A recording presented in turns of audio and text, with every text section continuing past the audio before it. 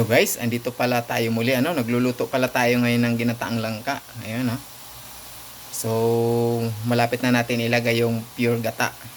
So, yung sahog lang natin diyan syempre pangalawang gata, bawang, sibuyas, luya, tanglad, ayan, asin, bitsin at saka paminta. So, ayan guys. Yan yung magiging ulam natin ngayong tanghalian. So, ito naman yung pure gata natin at saka yung sahog natin na inihaw na tulingan. Ayan, isdang tulingan. Yan yung magiging sahog natin. Maya maya ilalagay na natin siya guys. So ayan, kung makikita nyo guys, tuyo na siya doon sa pangalawang gata.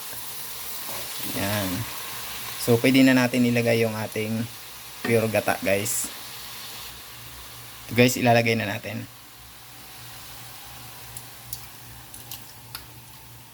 Ayan, pure gata. Yan. So yung langka natin dyan is 1 kilo lang. Yung nyug naman natin, yung katamtaman laki is 2 piraso. So ayan na.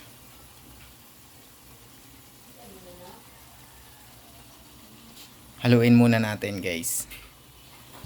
So ayan na guys, hihintayin lang natin siya na maluto guys. Yung ating pure gata. Kasi yung langka naman is luto na. So in lang natin siya hanggang sa yung gata natin is ma-fully na siya na maluto. Ayan. Siya nga pala guys, yung luto na to syempre tayo mas Batinyo Bicolano tayo, mahilig talaga tayo sa gata. So yung makikita nyo dyan, wala tayong nilagay na sili or kung ano man dahon na nilalagay natin na pang dagdag aroma, kasi wala tayong makita sa palengke na yung tawag sa amin sangid. Yun yung pinaka the best na aromatic na dahon panglagay sa mga ganitong luto, may gata. So sili hindi rin tayo naglagay kasi syempre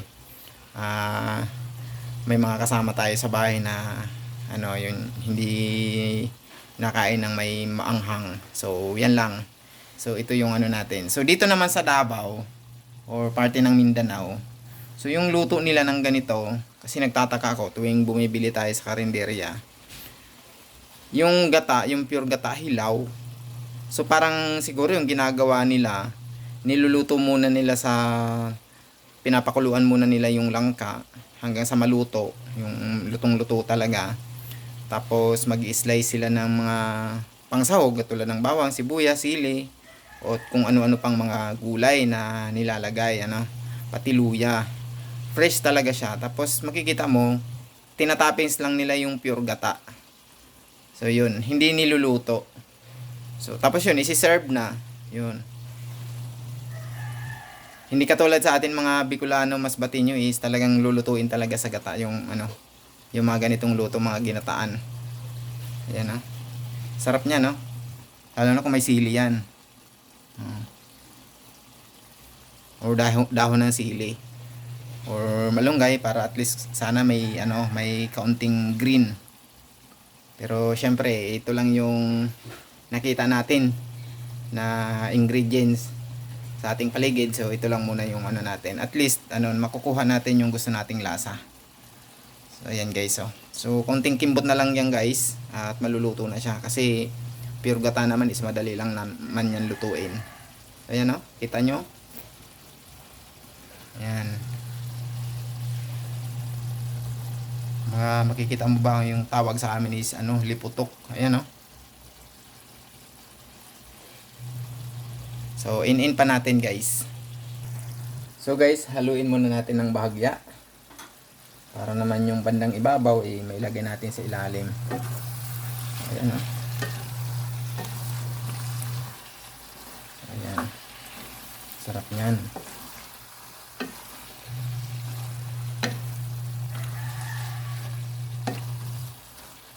Tapos mag final tikim tayo. Pero actually naglagay naman na tayo ng asin at saka bitsin dito. Tapos yung inihaw natin na isdang tulingan is may asin naman yun. So sana sakto na yung lasa natin na doon sa mga nailagay na natin guys. So titikman muna natin. So ayan guys, tinikman na natin magdadagdag lang tayo ng kaunting asin. Kasi sayang wala tayong granulated seasoning. Yun na lang sana para at least combine yung lasa. So asin na lang yung ilalagay natin. Kaunti lang. So guys, i-in pa natin siya siguro mga 3 minutes. Ayan. Naglagay na tayo dyan ng additional natin na asin. I think sapat na yun na ilagay natin. So guys, ayan na yung ating ginataang langka. Ayan, luto na. So yung nilagay natin asin, sakto lang talaga sa gusto nating lasa guys. So paano yan guys? Abangan nyo na lang ulit yung ating mga videos na i-upload sa ating YouTube channel. Ayan, i-off na natin yung ating apoy. Tita. Dahil tayo.